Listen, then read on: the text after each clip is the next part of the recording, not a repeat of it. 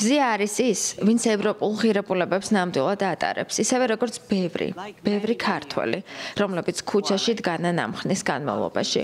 ჩვენ ნახეთ ძალიან შემაშფოთებელი, შოკის მომგვრელი კადრები იმისა, თუ როგორ სცემდნენ ჟურნალისტებს პირდაპირ ეთერში. დევნიდნენ მედიას, დევნიდნენ მათ, ვინც იღებდა ვიდეოს, სურათს, აჩვენებდა იმას, რაც ხდებოდა. ჩნდება კითხვა, ვინ დაისაჯა ამ ძალადობისთვის? პასუხია არავინ. ქართული ოცნების პარლამენტმა მიიღო დრაკონული კანონები მედიისა და სამოქალაქო საზოგადოების წინააღმდეგ. დღეს ქართულ მედიაზე უარყოფით გავლენას ახდენს მინიმუმ 4 საკანონმდებლო აქტი და ეს მათ მუშაობას ფაქტობრივად შეუძლებელს ხდის. მინდა ვახსენო ის საკანონმდებლო ინიციატივები, რომლებსაც ქართული ოცნება ახლა იღებს. ისინი მუშაობენ ამაზე, სანამ ჩვენ ვლაპარაკობთ.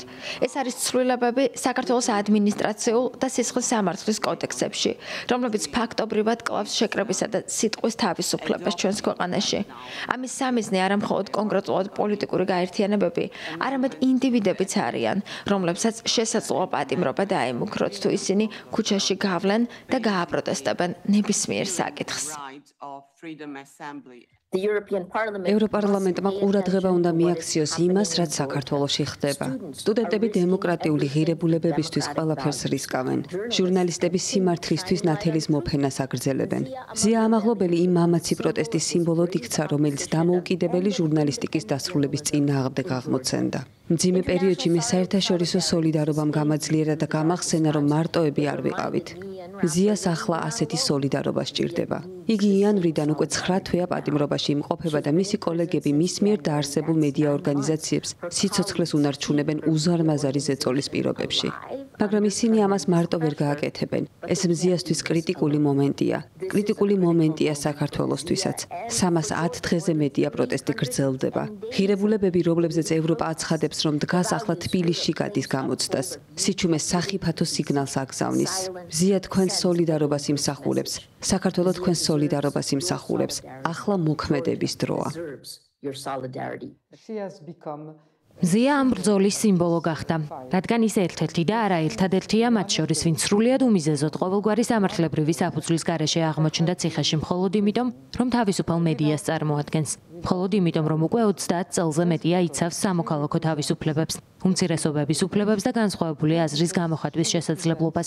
და მას შემდეგ, რაც პრემიერ-მინისტრმა მიიღო გადაწყვეტილება, რომ ჩვენი ევროპული კურსიდან გადაიხვია და აერღვია საქართველოს კონსტიტუცია, რომელიც ავალდებულებს ყველა ინსტიტუციას, იმუშაოს ევროპული და ევროატლანტიკური ინტეგრაციისთვის და დაიწყო ჩვენი ბრძოლის ეს ეტაპი, სრულიად ბუნებრივია, რომ სწორედ მაშინ გახდა ეს პატარა ქალი, მზია მშვიდობიანი პროტესტის მოძრაობის დროშა.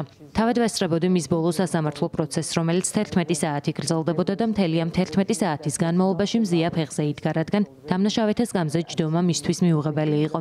ეს არასდროს დამავიწყდება. ის იყო და არის უდანაშაულო. ჩვენ გვაქვს განსაკუთრებული, ალბათ ისტორიული პასუხისგებლობის გრძნობა, რომ ხარი დაუჭიროთ მათ, ვინც თავისუფლებისა და სამართლიანობისთვის იბრძვის.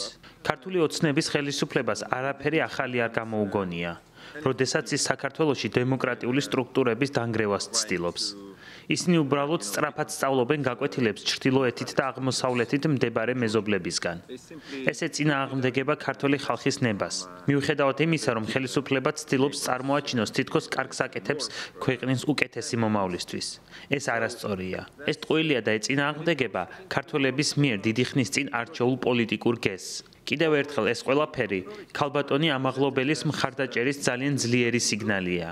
ის თავად გახდა სიმბოლური ფიგურა, რომელიც ართმობს პოზიციებს თავისუფალი მედიის და გამოხატვის თავისუფლების გამო. ნებისმიერ შემთხვევაში ჩვენ ვაგრძელებთ ბრძოლას მზიასთვის, თავისუფალი და ევროპული საქართველოსთვის.